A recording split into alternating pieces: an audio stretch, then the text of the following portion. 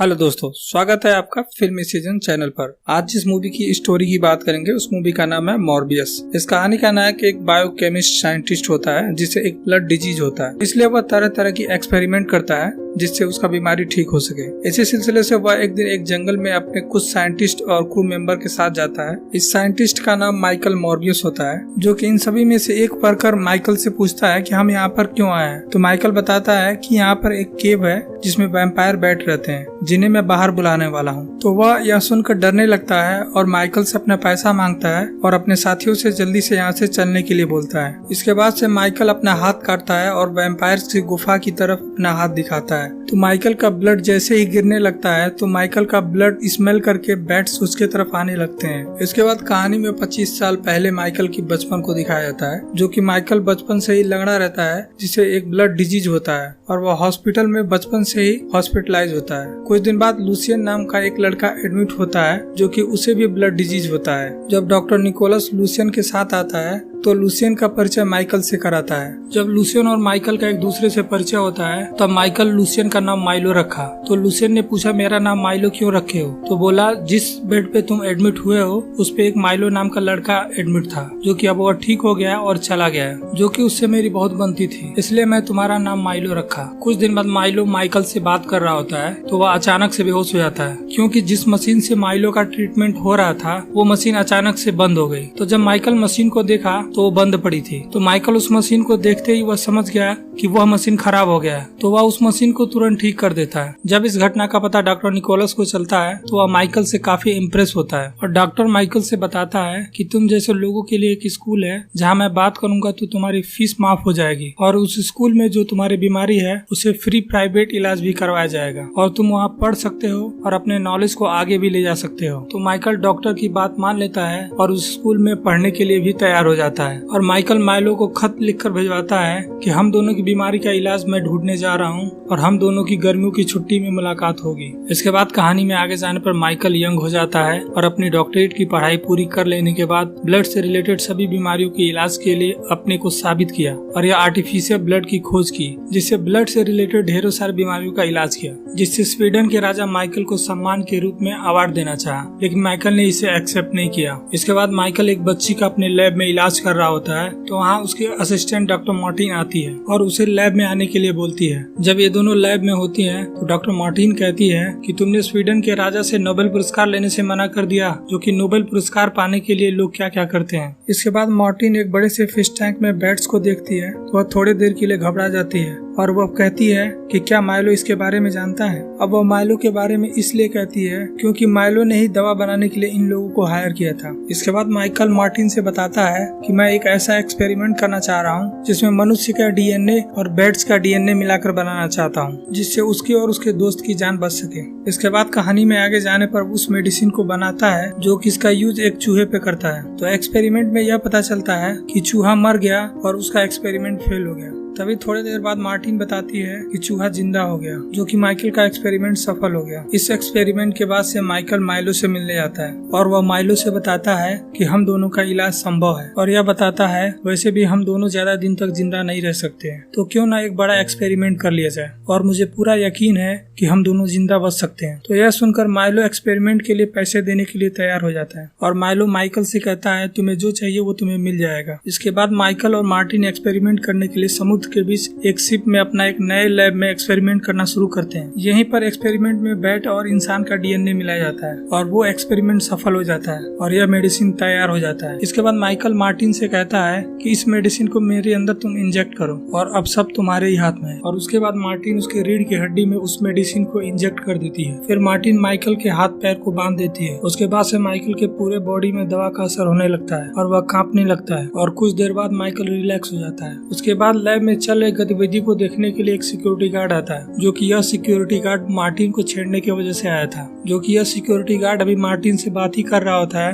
तब तक इन सबों का नजर माइकल पे पड़ता है, जो कि वह लैब से गायब होता है। जब वह माइकल के बेड के पास पहुंचते हैं तो वह देखते हैं माइकल उस रूम के सीलिंग पर है, जो कि यह देखकर मार्टिन और सिक्योरिटी गार्ड डर जाते हैं। जो कि माइकल अब इंसान से वैम्पायर बन चुका होता है। माइकल का यह रूप देखकर सिक्योरिटी गार्ड उस पर हमला कर देता है। हमला करने के दौरान मार्टिन को चोट लग जाती है और वो बेहोश हो जाती है। अब माइकल का यह रूप देखकर सब डर जाते हैं और इस पे अटैक करने लगते हैं और इसके जवाब में माइकल उन सभी को मार देता है। इसके बाद जब माइकल को होश आता है और वो इंसानी रूप में आता है तो वह कैमरे की रिकॉर्डिंग चेक करता है तो उसने ही सभी को मार दिया होता है। इसके बाद उस सभी रिकॉर्डिंग को डिलीट कर देता है और एक अनजान आदमी बनकर पुलिस को फोन करता है। पुलिस जब यहाँ आता है तो इस जगह को सील कर देता है और यहाँ तहकीकात करता है। शिप पर हुई यह घटना न्यूज में आता है जो कि माइलो देख रहा होता है। तभी डॉक्टर निकोलस आता है और उससे उसकी बॉडी में होने वाले पेन के बारे में पूछता है तो माइलो बताता है उसके बॉडी में अभी भी उतना ही पेन है। शिप पर मार्टिन को चोट लगने की वजह से मार्टिन को हॉस्पिटल में एडमिट कर दिया जाता है। जो यहाँ माइकल मार्टिन को देखने आया होता है और देखने के दौरान ये बोलता है मैं तुम्हें कुछ होने नहीं दूंगा। इसके बाद माइकल अपने लैब में जाता है और वहाँ अपने ऊपर हो रहे साइड इफेक्ट को नोटिस करता है और अपने बॉडी पे हो रहे साइड इफेक्ट और उसे कंट्रोल कैसे करना है यह भी वहाँ सीखता है। जब माइकल अपने बॉडी पे कंट्रोल करना चाह रहा था तो अभी वो पूरी तरीके से अपने बॉडी पे कंट्रोल नहीं कर पा रहा था क्योंकि उसे जीने के लिए एक इंसानी खून की जरूरत पड़ती है। अब एक वैम्पायर को जीने के लिए इंसानी खून की जरूरत पड़ती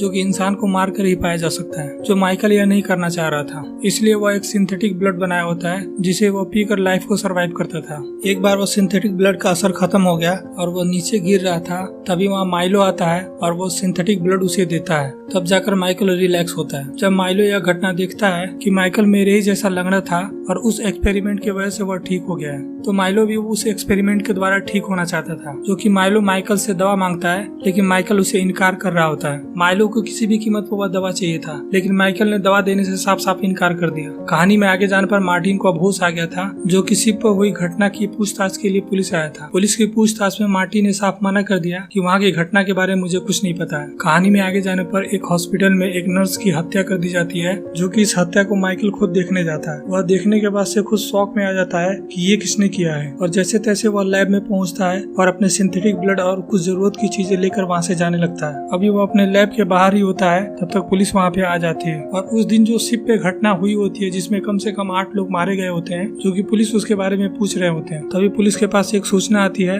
कि एक नर्स को मारा गया है जो खून की कमी की वजह से मारी गई है, जो कि उनको सीधा शक माइकल पे जाता है और माइकल के करीब जैसे ही आते हैं वैसे माइकल वहाँ से भागने लगता है लेकिन माइकल पकड़ा जाता है और उसे जेल हो जाता है। इसके बाद माइकल जेल में अपनी बॉडी में हो रहे चेंजिंग के बारे में नोट करता है। तभी पुलिस इंक्वायरी के लिए आती है तो पुलिस माइकल से पूछती है कि तुमने उन 8 लोगों की हत्या क्यों की। तो माइकल कहता है मुझे नहीं पता है। इसके बाद से माइलो माइकल से मिलने जेल में आता है और वो कहता है मैं तुम्हें यहाँ से निकाल दूंगा, लेकिन माइकल कहता है कि ये मेरे लिए बहुत सेफ जगह है और मैं यहाँ पे रहूंगा तो लोगों की और जाने नहीं जाएंगी। अब माइलो यहाँ से जाने लगता है और एक ब्लड का पैकेट भी उसे दे जाता है। अब माइलो तो लंगड़ा होता है जो एक छड़ी के सहारे से चलता है तो जब वह जेल से जाता है तो माइकल के पास ही वो छड़ी रह जाती है। तो माइकल समझ जाता है कि उस नर्स की हत्या इसने ही की है क्योंकि माइकल ने ब्लड डिजीज से बचने के लिए जो दवा बनाई थी उसका यूज माइलो ने कर लिया है। अब माइलो का मानना होता है वो किसी भी तरीके से वो जिंदा रहना चाहता था, चाहे वो लोगों को मार कर चाहे जैसे भी हो। माइकल और माइलो में बस इतना ही फर्क होता है कि माइकल जीने के लिए लोगों की हत्या नहीं करना चाहता था लेकिन माइलो कुछ भी कर सकता था।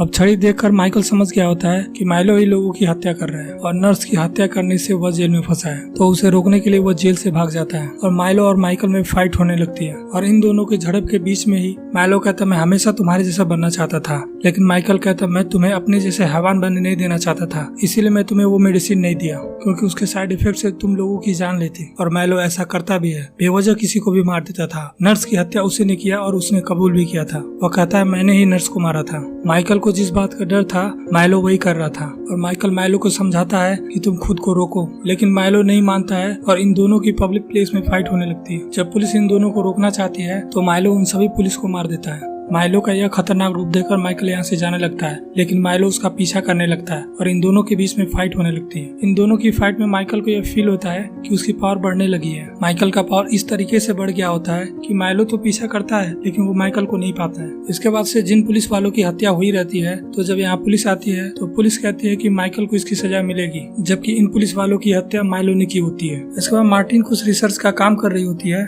तो माइलो इसकी निगरानी कर रहा होता है कि कहीं माइकल यहाँ तो नहीं है लेकिन माइकल वहाँ पे नहीं होता है। इसके बाद से मार्टिन बाहर निकली होती है तो पुलिस डिटेक्टिव उसका पीछा करता है, लेकिन मार्टिन उसको चकमा देके भाग जाती है और एक बस में जाकर बैठ जाती है। तो मार्टिन के जस्ट पीछे वाले सीट पे माइकल बैठा होता है, जो कि यहाँ पर माइकल मार्टिन से बताता है कि ना ही उसने नर्स की हत्या किया है और ना ही उन पुलिस वालों की। तो मार्टिन कहती है मैं जानती हूँ, और माइकल ये भी बताता है कि ये सारी हत्या माइलो कर रहा है और माइलो आजाद घूम रहा है और मुझे उसे रोकना होगा, इसके लिए तुम्हारी मदद चाहिए। इसके बाद माइकल और मार्टिन एक कॉफी शॉप में जाते हैं, जहाँ पर मार्टिन पूछती है कि अब तुम्हें कैसा लग रहा है। तो माइकल बताता है कि पहले से जिंदा महसूस कर रहा हूँ, बस मुझे आर्टिफिशियल ब्लड बार बार पीना पड़ता है और इसका असर धीरे धीरे कम होता जा रहा है। और वह कहता है कि मुझे प्रॉब्लम तब आती है जब इसका असर कम होता है, और जब इसका असर कम होता है तो मैं माइलो जैसा बन जाता हूँ। जब मार्टिन और माइकल आपस में बात कर रहे होते हैं तो कुछ लड़के आते हैं और कॉफी शॉप वाले से बोलते हैं कि तुम ये नकली नोट चलाओ, जो कि ये नकली नोट छापते हैं और मार्केट में चलाते हैं, जो कि ये सब माइकल सुन रहा होता है। इसके बाद से माइकल मार्टिन से कहता है मुझे लैब से कुछ सामान चाहिए, क्या तुम ला सकती हो? तो मार्टिन कहती है हाँ मैं ला सकती हूँ। इसके बाद से माइकल उन नकली नोट छापने वालों के पीछे जाता है। इसके बाद जहाँ वो नोट छापते हैं उनके पास पहुँचता है और उन लोगों से कहता है कि यहाँ सारे सामान छोड़कर चले जाओ। तो उनमें से एक चाकू से अटैक करने वाला होता है,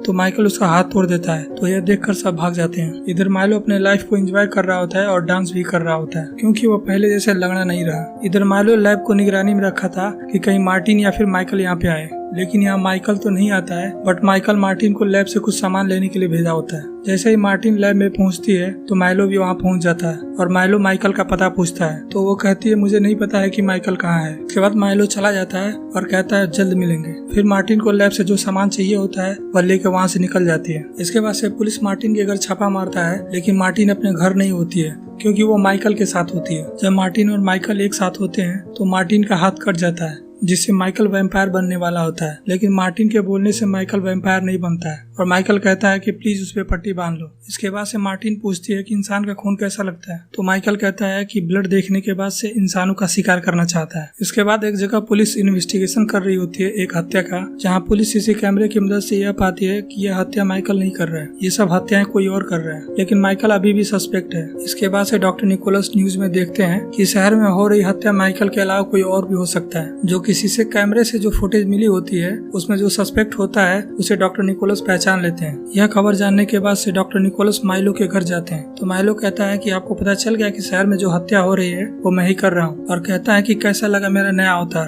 तो डॉक्टर बोला कभी मैं सोचा नहीं था कि तुम ऐसा बन सकते हो। यह राज जानने के बाद से माइलो डॉक्टर को मार देता है। इसका माइकल एक जहर बनाता है जिससे माइलो को रोका जा सके। इधर माइलो ने तो डॉक्टर को मार दिया होता है, लेकिन डॉक्टर अभी जिंदा बचे होते हैं और वो माइकल के पास कॉल करते हैं और वो कहते हैं मुझे तुम्हारी मदद चाहिए, और वो बताते हैं मैं माइलो से मिलने गया था। इसके बाद माइकल डॉक्टर के पास पहुंचता है तो डॉक्टर माइकल से कहता है तुम्हें कुछ भी करके माइलो को रोकना होगा। ये कहते हुए डॉक्टर की डेथ हो जाती है। इधर माइलो मार्टिन को कैद में कर लेता है और माइकल को बुलाता है। जैसे ही माइकल मार्टिन के पास पहुंचता है तो माइलो उसे मार दिया होता है। माइकल कितना भी माइलो को रोकने की कोशिश करता है, लेकिन वह रोक नहीं पाता है और अंततः उसे जान से मारना पड़ता है। इसके बाद यहाँ पुलिस आती है, लेकिन माइकल को नहीं पाते हैं, क्योंकि माइकल वहाँ से ढेर सारे बेड्स के बीच से निकल जाता है, जो कि पुलिस देख नहीं पाती है। और इस तरह से इस कहानी की एंडिंग हो जाती है।